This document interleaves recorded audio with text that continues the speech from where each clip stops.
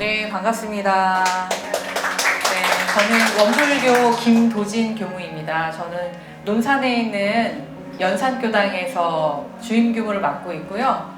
또 대학에도 출강을 하고 있습니다. 우리 교무님들의 모습을 좀 보여드리고 싶어서 제가 좀 노래를 초반에 틀었거든요.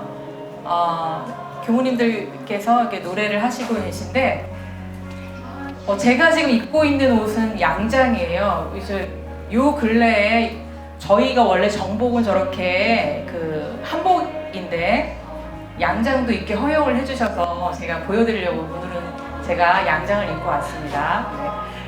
네.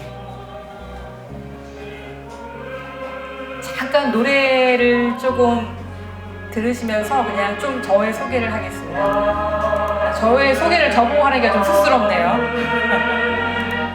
네, 저의 전공은 종교사회학이에요. 그래서 저는 종교관 대화에 대해서, 종교운동에 대해서 논문을 썼고요. 그래서 KCRP에서 종교관 대화 위원으로도 활동했고, 원불교에서도 이렇게 종교 대화 쪽으로 이렇게 활동을 하고 있습니다. 근데 오늘 이렇게 이런 뜻깊은 자리에 이렇게 초대해 주셔서 감사드리고요.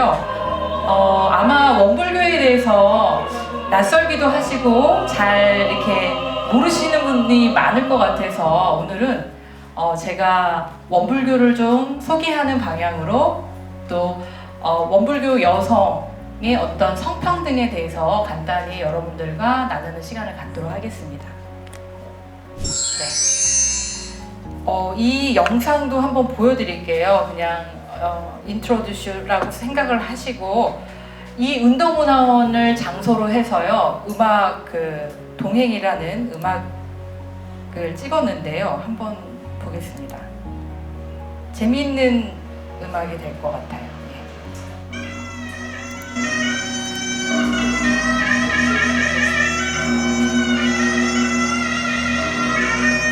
우리 남자 교무님 전부 계십니다. 남자 교무님들도 계시고. 소리가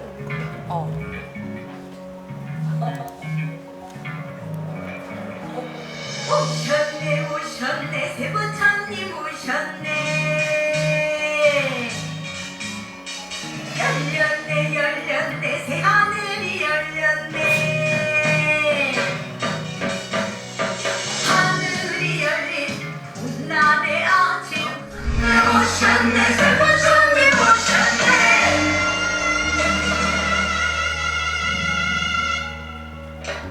자, 제가 이 영상을 틀어준 이유는 굉장히 우리 원불교를 잘 표현한 공연 같아요. 어떻게 보면은 정말 어떤 모든 지금 우리 인류의 어떤 종교의 어떤 이념과 철학을 또 이 현대에 맞게 현대 생활에서 어떻게 활용할 것인가를 가지고 탄생한 종교가 원불교거든요. 그래서 여기도 보면은 교무님들도 출가자들을 저희는 교무님이라고 그래요. 원불교 교무님. 그래서 출가자들도 춤을 추고 계시고, 또 제가자, 그냥 신도들이라고 하죠. 우리 제가자분들도 함께 춤을 추고 노래를 하고, 어떻게 보면 원불교는 출가와 제가도 평등을 이루고 있어요. 그러니까 성직자와 신도들 간에도 성직자보다 법위가 더 높은 제가자들이 있어요. 신도님들이 계세요. 그러니까 자신의 공부에 따라 달라요, 법위가. 출가자라고 높다고 하질 않아요. 그래서 저희는 제가와 출가가 평등하고, 또 여성과 남성의 어떤 평등성을 가지고 그것이 세상의 보편성을 앞으로는 담보받고 갈 것이다 해서, 저희 소태산 대종사님 저기 계시는데 원불교를 창시하신 분이시거든요. 그러면서 원불교의 시작이 된 거죠. 1891년에 태어나셨고요. 1916년, 그러니까 그때는 일제 치하에 있을 때죠. 그때 굉장히 어려운 그런 시절에 원불교가 탄생이 됐습니다. 그래서 조금 또 설명을 드리겠습니다. 지금 우리 세계 잼버리가 지금 이제 끝났는데요. 저희 이제 각 종교도 체험하는 그런 시간이 있어서 원불교 중앙총부에도 와서 이렇게 잼버리를 했기 때문에 우리 원불교 중앙총부도 구경해 드릴 겸 제가 좀 사진을 좀 몇 컷 가지고 왔습니다. 여기는 익산에 자리하고 있는 원불교 중앙총부가 있는 익산 성지고요. 이런 모습을 가지고 있습니다. 그리고 여기가 이제 익산입니다. 원불교 익산 성지. 그리고 이제 개교표죠. 정신개벽. 저희 원불교가 이 땅에 많은 종교인데 또 다시 탄생한 이유는 저희 소태산 대종사님께서 앞으로 물질 문명의 발달, 어떻게 보면은 인간의 정신을 지배할 만큼의 어마어마한 물질의 세계가 발달됐다고 예견을 하셨어요. 그러면서 우리 인간의 정신이 의식이 확장되고 정신이 바로 서지 않으면 물질의 노예가 된다라고 예견을 하시고, 저희는 원불교는 그래서 이 정신 개벽, 어떻게 해서 이 정신을 개벽해야, 정신 세계를 확장해야 한다라고 그런 이제 기체 아래 원불교가 탄생이 된 거예요. 네, 잠깐 원불교를 소개하는 영상을 잠깐 틀어드리도록 하겠습니다.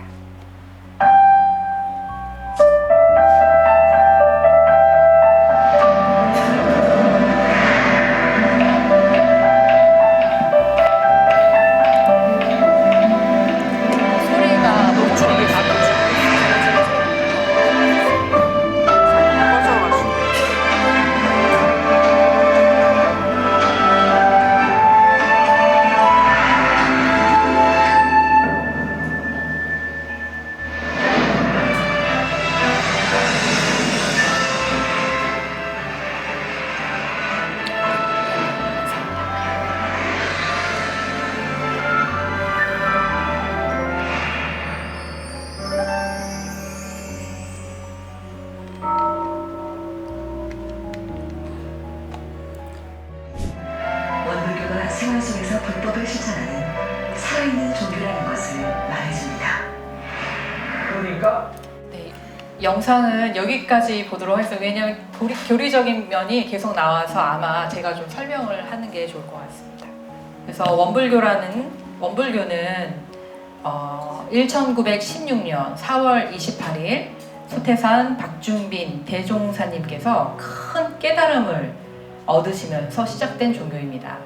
그래서 소태산 대종사께서는 세계가 물질 문명의 발달로 인해 인류의 정신 문명이 약해질 것을 미리 예견하셨고, 정신 문명을 이끌어갈 새 시대의 새 종교가 필요하다라고 선언하셨습니다. 그래서 원불교는 해방 이후 전제동포 구호사업, 또 한국 전쟁 당시 국내 최초의 고아원인 한국보육원을 설립해서 운영을 하였고요. 지금 이제 원광대학교 설립, 원음방송, 군종 종교 승인, 그래서 국장으로 이제 종교 의식을 거행하는 등 현재는 가장 애기 종교인데요. 우리나라의 4대 종교 안에 이렇게 편승이 되었습니다. 그래서 지금은 국내뿐 아니라 해외 23 나라에 진출해서 세계 보편 종교로 지금 성장을 하고 있다고 봅니다. 저희 이제 원불교의 문을 여신 소태산 대종사 박자, 중자, 빈자 십니다. 되게 원만하시고 멋있으시죠? 예. 사람들이 저도 자꾸 이렇게 몸이 늘어나면서 자꾸 닮아간다고 그러더라고요. 예. 원불교의 교조시고요. 이분은 전남 영광 분이세요. 영광 백수면 길룡리 마을에서 탄생을 하셨고요. 개송이라는 것은 이제 많은 이제 조사들, 많은 이제 선승들이, 고승들이 돌아가기 전에 마지막으로 자기의 깨달음을 엑기스죠. 그것을 이렇게 전하는 거예요. 노래로서.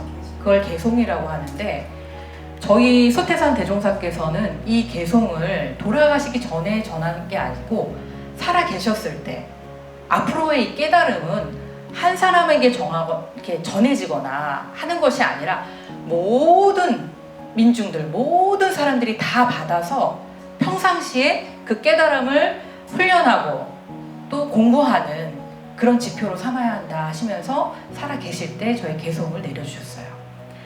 몇 사람에게만 비밀이 전했으나 나는 여러 사람에게 고루 전하여 주노라 하시면서 법을 오롯이 받고 못 받는 것은 그대들 각자의 공부에 있나니 각기 정진하여 후일에 유감이 없이 하라라고 이렇게 얘기해 주셨습니다. 원불교의 상징은 이 일원상, 동그라미, 저희는 일원상이라고 부르고 있어요. 이 심볼이죠. 이 일원상은 어떤 의미냐면요. 이제 원만하잖아요. 어디 뭐가 나지 않고 원만해요. 그리고 이 시작점이 없어요. 끝점이 없죠. 끊임없이 돌고 도는, 시작도 없고 끝도 없는, 생도 없고 멸도 없는 이 진리의 당체를 상징하고 있어요.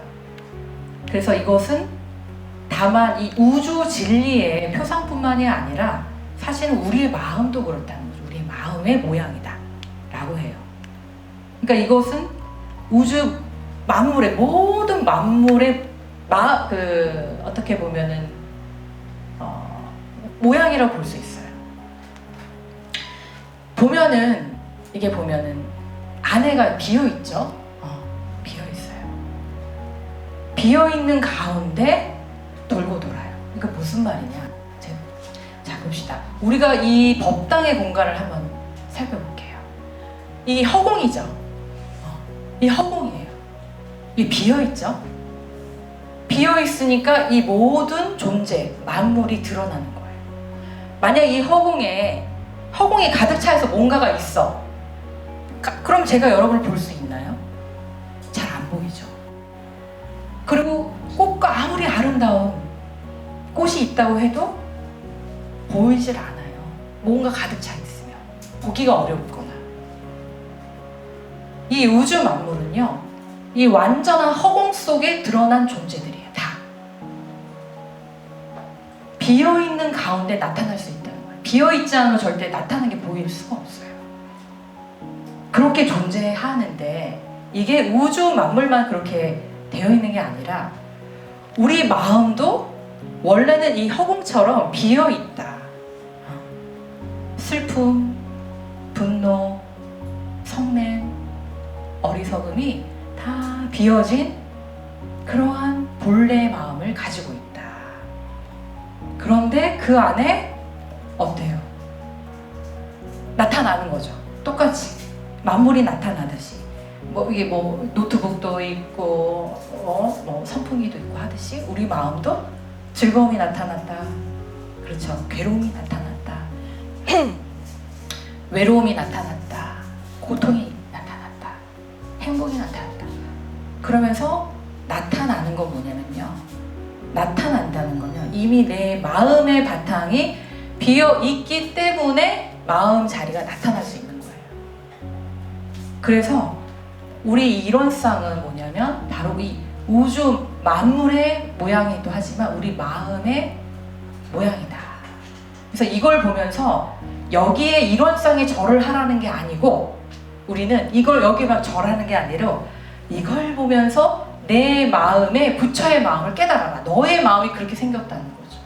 너의 마음은 원래 허공이고 원래 비어있는 영원한 평화, 영원한 공으로 되어 있다. 그 가운데 나타났다 사라졌다 하는 돌고 도는 이치에 따라, 인과의 이치에 따라 나타났다 마음이 사라졌다 하는 것이 너의 마음이니 일어난 마음에 속지 말아라. 어차피 사라지는 마음이다. 이걸 보고 너의 마음을 깨달아라 라고 주신 심벌이에요. 그래서 종지는 원불교는 우주 모든 만유의 본원인 일원상, 또 모든 부처님과 성자의 마음의 도장인 일원상 뿐만 아니라 우리 일체 모든 중생의 본성인 이 일원상의 진리를 우리는 종지로 하고, 목적은 뭐냐면요, 그러면 우리 마음이 그런데 우리는 자꾸 마음을 잃어버려요. 그쵸? 화가 나면 화가 나서 쫓아가 버리잖아요. 자기 마음이 텅 비어서 넉넉하고 한가롭고 평화로운 그 마음을 잃어버려요. 탁 가는 거죠. 괴로운 마음에 탁 꽂혀요. 슬픈 마음에 탁 가버려요. 그런데 그렇게 가지 말고 동시성이에요. 동시성. 이미 내가 괴로울 때 괴로운 동시에 이미 나의 부처님의 마음 바탕은 이미 그대로 존재한다는 걸 잊지 말아라. 그럼 이거를 어떻게 원불교에서 이걸 사용하는 방법을 이제 가르치는 게 마음 공부고, 이것을 어떻게 인류에게 전해서 모두가 평화로운 진짜 자기의 마음에 자기의 존재를 깨닫고 사용할 것인가, 이것을 목적으로 한다라는 그런 뜻이에요. 이제부터 원불교의 성평등에 대해서 좀 잠깐 말씀을 드리겠습니다. 대종사님께서 최초의 제자가 9분이 계셨어요. 처음에는 그 시골에서 처음에 많은 분들이 모이셨는데 고르고 골라서 한 40분 정도가 됐는데, 그 중에서도 가장 신심이 크고 굳고 정말 공부심이 대단하신 분들을 뽑아서 9제자를, 이렇게 9인 제자를 두시게 돼요. 그래서 이제 1산, 2산, 3산 해서 이제 8산, 그리고 이게 정산종사, 9산, 정산종사가 계십니다. 그래서 이게 산이잖아요. 그래서 원불교에서는 공부를 열심히 하면은 법위에 산자를 붙여줘요. 법산, 도산 이렇게 하면 산자를 붙여주고요. 이것은 언덕인데 여성인들은 이제 어떤 법위가 올라가면 어느 정도의 법사 정도가 되면 타원이라는 그런 호를 붙여줍니다. 타원은 동산을 얘기해요. 원은 진리니까 우주의 진리를 깨달은 그러한 동산이다 해서 타원이라는 호를 붙여줍니다. 제자도 보면은 남성 제자만 있지 않죠. 원불교는 초창부터 이렇게 여성 제자, 여기는 1타원, 2타원 해서 10타원 여성 제자가 있고, 이렇게 산에서 남성 제자가 이렇게 구성되면서 원불교가 시작이 됩니다. 그 중에 좀 우리 여성 제자분들 중에 한 세 어른을, 선지님을 좀 소개시켜드리고 싶어요. 이분은 2타원이에요. 2타원 장적조 선지님이신데, 이분은 초기 교당 북반교화의 표시를 이루셨던 분이에요. 이분이 처음에 이렇게 대종사님께 기회하게 된 연유는 뭐였냐면요. 대종사님께서 이런 말씀을 하셨대요. 오는 세상, 앞으로의 세상은 여자도 남자와 똑같이 일을 할 수 있다. 그러면서 근데 이분이 박물 장사를 했다고 하더라고요. 전국을 다니셨대요. 그래서 그 박물 장사를 활발히 하시면서 도덕 바람을 불려라. 도덕의 바람을 불리는 큰 도인이 되라. 그렇게 얘기를 하셨대요. 근데 이분이 굉장히 와일드하고 좀 남성적이고 결혼을 하셨지만 이 집에만 갇혀 있는 게 너무 답답했는데, 여성과 남성이 평등하고 여성도 일을 할 수 있고, 여성도 이러한 어떤 공도 사업을 할 수 있다는 것에 너무나 큰 환희를 느끼시면서 이분이 이제 전국을 다니면서 교화를 하기 시작해요. 근데 생각해보면 그때 당시에 맨날 집에만 있어야 되고 이제 여성 살림만 해야 되는데, 마음껏 다니시면서 이 도덕을 전하고 법을 전하고 진리를 전하는 일이 얼마나 신바람이 나셨을까. 신성이라는 거는 신적인 어떤 성품이라고 하잖아요. 어떻게 보면은 이분들은 정말 그 넓은 만주벌판을 다니면서, 그죠? 목단강까지 가시면서, 근데 또 이남에서도 교화를 하셨거든요. 이남에서부터 저 만주벌판까지 다니시면서 자신의 어떤 존재를 마음껏 드러내신 정말 여신이 아닌가 하는 생각이 들어졌어요. 그리고 이분은 5타원 이청춘 대봉도님이세요. 이분은 저희 이제 처음에는 원불교라는 교명이 아니었고요. 교명이 불법 연구였어요. 연구를 하는. 근데 그 여성의 유일하게 창립 발기인으로 들어가신 분이세요. 그리고 이분은 중앙총부, 아까 그 익산 중앙총부를 유지하는데 아주 건설하는데 큰 공덕주 역할을 하셨고요. 자기 고향인 전주 지역을 본격적인 교화 활동으로 한 주인공이셨어요. 근데 이분도 결혼 생활이 순탄치 않으셨나 봐요. 그래서 한때는 기녀의 생활도 하셨대요. 어떻게 보면은 기녀의 생활을 하다가 대종사님을 만나게 된 거죠. 그런데 하루는 돼지, 집에 있는 돼지 자웅이 노는 걸 본 거예요. 그러니까 돼지들은 뭐 먹고 자고 교미하고 그러잖아요. 근데 그러한 돼지가 노는 것을 보면서 인간이 돼지와 다를 게 무엇이 있겠느냐 하고 자신의 어떤 삶을 벗어나야겠다 하면서 이제 대종사님께 귀한 계기가 돼요. 근데 이분도 대단하셔요. 이 선지님께서는 이 교단의 원불교 교단의 희사한 토지 규모가 논 70두락인데 지금은 한 14,000평 정도 되는 자신의 논을 희사하고 전주에 있는 교당 설립도 당신의 집을 뜯어 고쳐가지고 간판을 달기 시작해요. 그러니까 보면은 사실 남성 제자들이 대종사님과 함께 사실은 기도하고 방언을 맡고 언답을 맡고 뭐 농토를 만들고 이러한 기초 작업을 하셨지만 사실 여성들은 보면은요 제가 봤을 때 몸만 바치는 거 아니에요. 마음만 재산도 다 바쳐요 대부분. 그러면서 완전한 올인을 하더라고요. 이 공도 사업을 하겠다는데. 그래서 참 대단하시다. 그리고 마지막으로 소개해드리고 싶은 분은 이 팔타한 황정신엔 종사님이신데요. 이분은 교단 창립기에 수달장자의 역할을 하셨던 분이세요. 이분도 굉장히 이제 서울에서 이제 그때 당시는 경성이죠. 굉장히 부자인 남편과 결혼을 해서 이제 자식을 뒀는데 상당히 고민을 많이 하셨대요.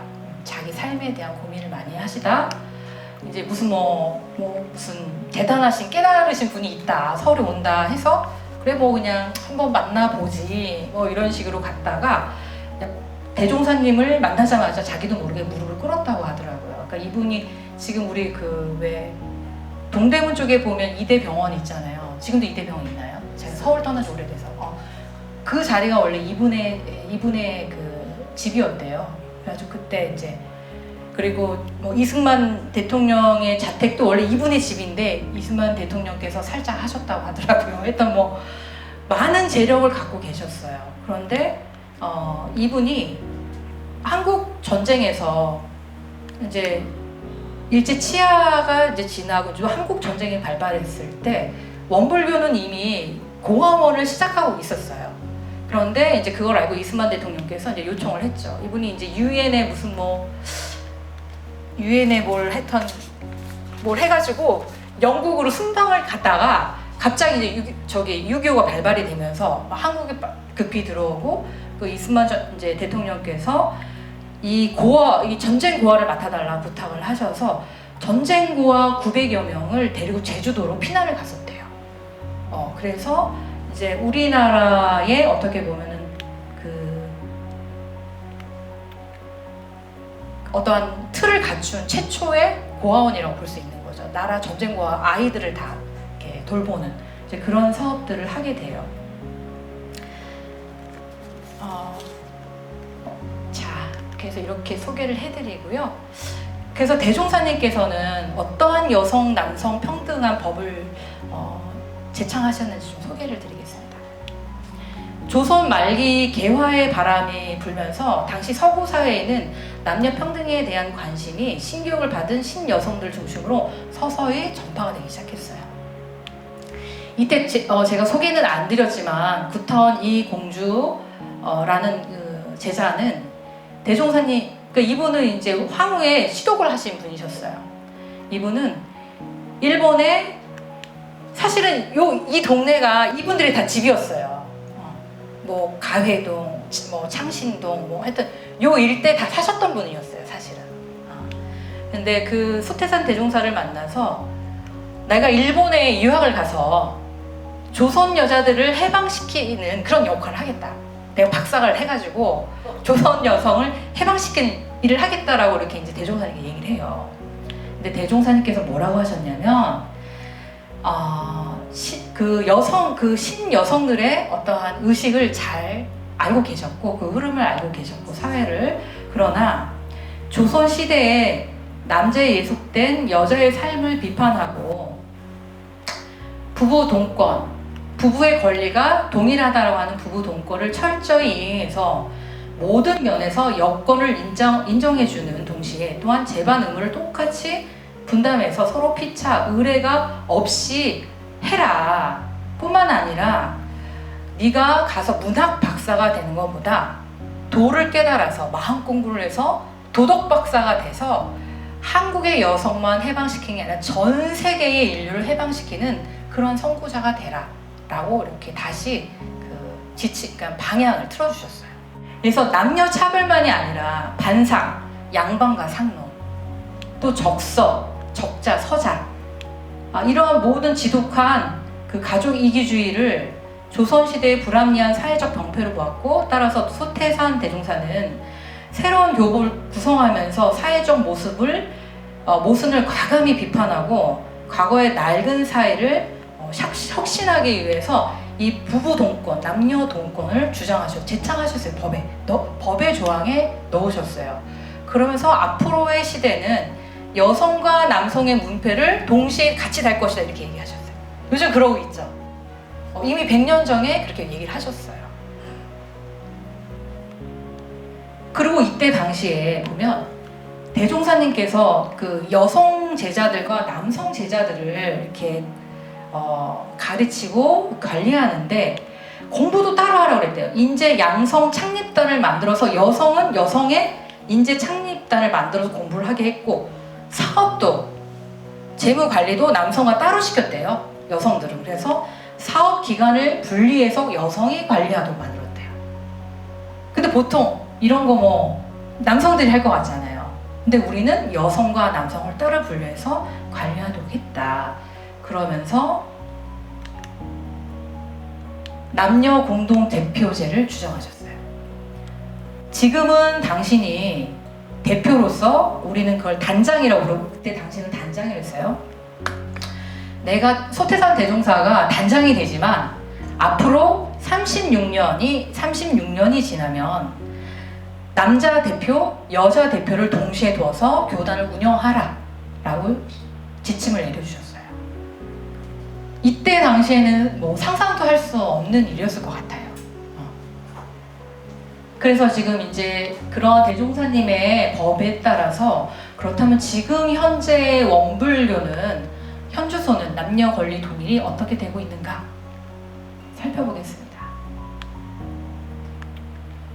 처음에는 굉장히 자유로웠어요.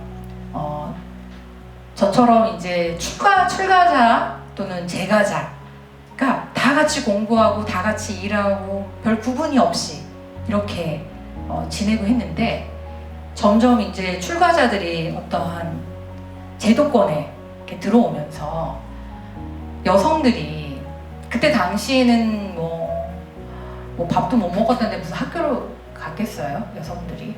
그런데 여성들의 지위가 너무 낮았기 때문에 여성이 성직자라고 하면서 법을 진리를 전한다고 하면 그 시대에는 아무도 들어주는 사람이 없었던 거죠. 누가 듣겠어요. 그러니까 여성들 스스로가 내가 독신을 선언을 함을 통해서 그 어떤 지위를 좀 뭔가 좀 다른 세상 사람들과는 뭔가 다른 차별성을 두고 지위를 그렇게라도 법을 전하기 위해서 독신을 선언을 해요. 근데 실제로 대종사님께서는 반대를 하셨대요. 독신 생활을 하는 것에 대해서. 저희는 심지어는 성직자 출가자도 앞으로 세상은 직업을 가져야 된다 이렇게 얘기하셨어요. 직업을 가지면서 이 성직의 일을 하는 것이지 성직의 일만 하는 게 아니다 라고까지 얘기해 주셨어요. 그러니까 완전히 다른 개념이죠. 지금까지의 개념이 다른 거예요. 그러니까 모든 게 다 오픈된 거예요. 남녀 차별을 없애고, 그쵸? 성직자도 직업을 가지고, 그리고 또 어떤 특별하고 그러한 신앙과 수행의 체계가 아니라 자기 일 속에서 하는 일로서 그 속에서 자기 마음 공부를 통해서 부처를 확인하는 그러한 이제 제도를 갖고 있는데 어쨌든 여자들이 독신을 선언하면서 한 사람이 아니라 나도 할래요 그러면서 이제 정녀가 탄생이 돼요. 결혼을 하지 않는 교무님들이, 여성 교무들이 탄생을 하면서 이곳이 이제 제도화되다 보니까 학교에 들어올 때 이제 여자 교무들이 나는 앞으로 정녀로 살겠습니다 평생 하고 이게 지원서를 쓰게 했어요. 어떻게 보면 이거를 여성을 좀 보호해주는 차원도 있지만